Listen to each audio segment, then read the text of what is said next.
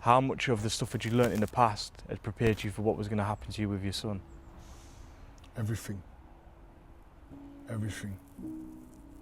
I buried my baby before Cayenne. My mum had a blood clot to her brain a year before my son died. That they said that she might not survive the operation. She had a stroke. One side was gone. My journey in becoming a fighter and turning my life around. All of these, the whole of my journey, bro. I tell you, sometimes we go through things, yeah, and people are going to be listening to this, and they know they're going to go through stuff, and they're going to think, why? But you don't know the future. And the bad stuff we think have come to break us and kill us and stop us. And people mess up and want to commit suicide and end their life, and they don't know the great future that they had if they could only get through the shit that they're going through. And every bit of the shit that I went through helped me. Because even though you can't really prepare for a phone call that says your son's been stabbed, and you can't really prepare for seeing your boy on the cold hospital bed, and he's going cold. He goes from warm to cold. His lips turn from pink to blue. He goes from moving body to a stiff face, and you can't prepare for that, bro. When everything you've done, now that's my investment. I invested in his future. I invested in his life. And to see him lay there quiet and still.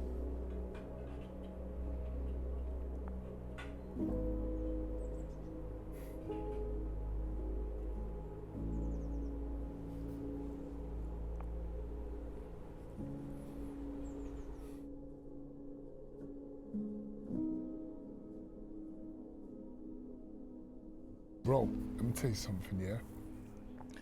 I used to talk with my mates back in the day when I was on the roads, yeah? And I used to say to them, we used to just have conversations, bunning, we talking. And I remember one conversation come up about, what, you know, because a lot of my other friends had kids as well, yeah? And we'd say, what would you do if someone troubled your kids, if something happened to one of your kids, if someone violated your kids? Bro, man was swearing to go jail for life, kill the person, and I meant it, bro. I wasn't playing. I wasn't the kind of guy that would make threats and just talk and then do nothing. If I said you were gonna get banged, you were gonna get banged.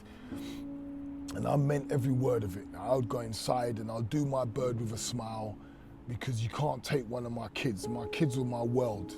My children were my world, bro. And bro, to be one of the people that was actually in that situation, your worst nightmare that you would speak about like it would never happen to you, you'd see other people on the telly and it happened to them, but you was never gonna be that person. Even though you'd say, oh gosh, man, I feel for them, and you knew it could happen to anyone, to be honest, you never really thought it was gonna happen to you. And no one does. No one does. When they see these things, they feel sorry for people, but you never think you're next. Never. I was next. I was gonna be the next parent who was gonna be on TV talking about their child that had been stabbed to death. And wow, man, what a world I entered into, because it was plagued with demons, bro. Plagued with demons, ready to take over, and just the demon of anger, bruv, and revenge. He's a strong bastard. Whoa. He will come and take over your life and drain you. The demon of unforgiveness will take over and rinse every bit of love out of you. It will take away your personality, bruv. It will take away your joy. And I was up against these demons, bro, that was trying to take the very essence of my life away from me and my purpose. And by then, Obviously, boxing had gone. I'd had an injury to my leg. I'd been out of boxing from 2000, had a really bad injury. They reconstructed my knee, and I was 19 wins and 1 loss. And I was #1 in the WBO and were rated in the top 10 by other governing bodies. And I was a force to be reckoned with. And then strip, my career was over, and they told me, the consultant said, you got no career. So being in that position, so 6 years into that, I'd been trying to find my place in life again. So it's almost like I'd gone back to square one. I'd built, gone back to square one, and now got stripped in the most horrendous way. I'm supposed to be done out here. I'm supposed to be done out here, bro. No career, no son, bro. I ain't supposed to be sitting here with you, man.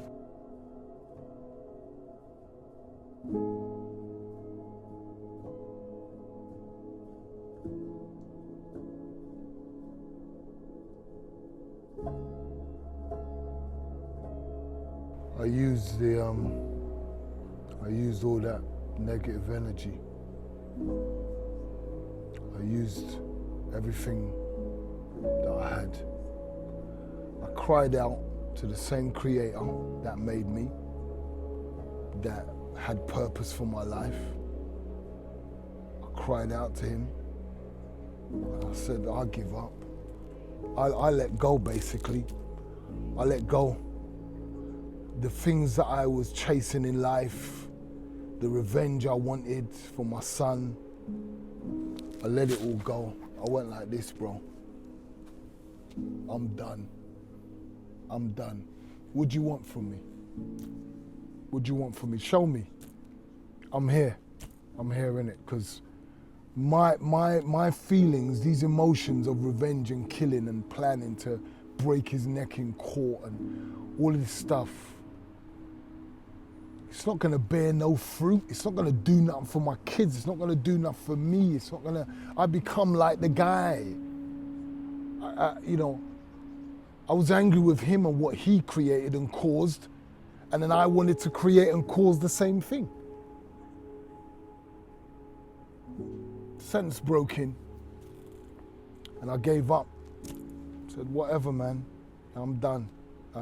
You take over. And when I said it, I was in a place of deep sorrow, deep sorrow.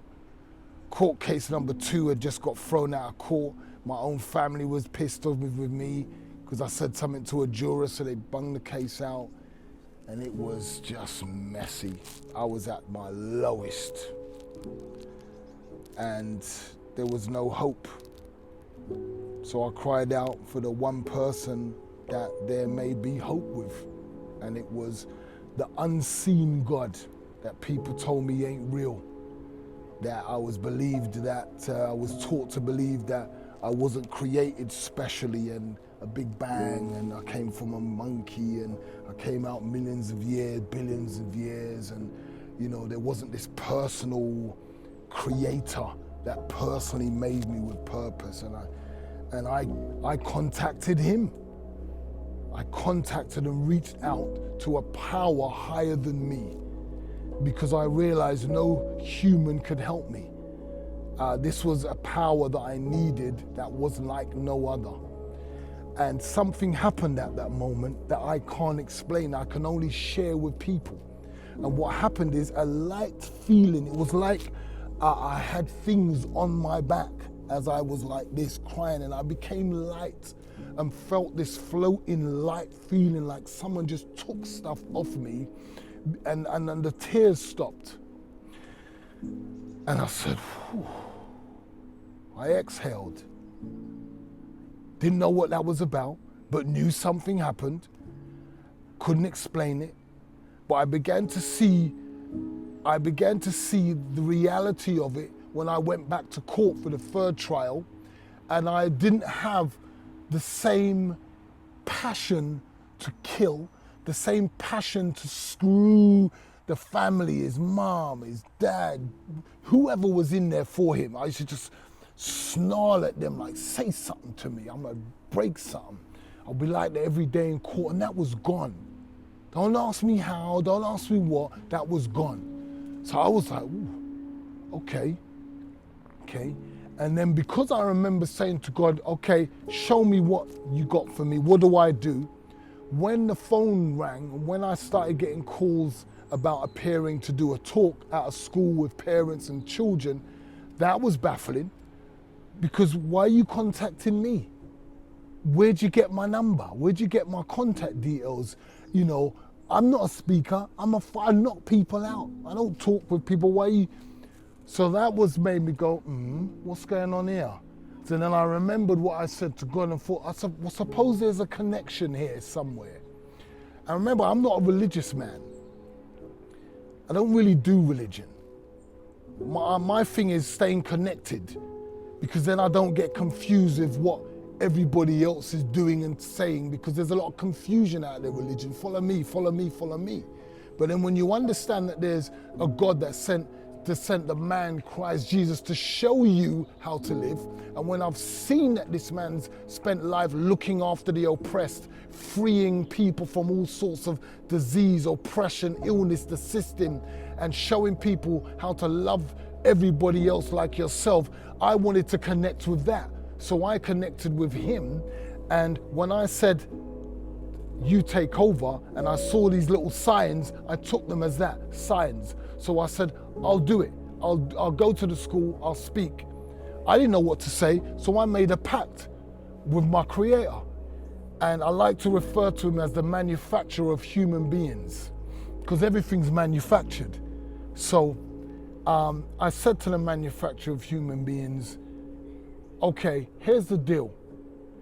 If this is you, then I'm not a speaker. I don't know what to say. You put it in me. When I open my mouth, I need you to let the words come out of my mouth that you want me to say. I don't know how to do this. So that was my deal with God. But I never forget, I was at the back waiting to come out, and I shite myself. I was sweating. My palms, my mouth went dry. Bro, I was out there speaking, and I felt like I was doing this because words were getting stuck in my mouth. But I remembered reading a book, Feel the Fear and Do It Anyway. Get that book. I'll tell anyone with anxiety, fear issues, all of that, get the book, Feel the Fear, Do It Anyway, yeah? And I remembered, do it anyway. Don't try to, we try to tackle the fear. We try to get rid of the fear. We try to fight it. Yeah, I'm this, I'm strong, I'm not fearful. And we try to use all these words. No, bruv. Know you're scared. Accept you're scared. But know that there's a power that you want to achieve beyond fear. That fear, you will not allow fear to control, but you will dance with the fear. You'll roll with that fear. You'll say, okay, I'm scared, but whatever the fear and embarrassment fear brings out in me, it's not going to stop me. I'm going to do it still. So I went out there and I done it still. And I can't remember what I even talked about. But I do remember men, dads, mums coming up to me, embracing me, telling me how that impacted them, how it really helped them with what they're going through with their children, home, and just to be able to see what's going on with knife crime and whatnot. So obviously I addressed some of those issues because I was passionate about families, I was passionate about what's going on and how kids are carrying knives. And the kids came up to me and loved it. And these are primary school kids, so I thought, something's happened here. So I began to kind of buy into that maybe this is something that is what I'm supposed to be doing. And so I went along this journey, and beyond my expectations, the phone calls kept coming in, and I talked with Tracy about starting a charity. She said, go ahead, go for it. Do what you want to do, what you do. If you feel passionate about it, go for it, Mark.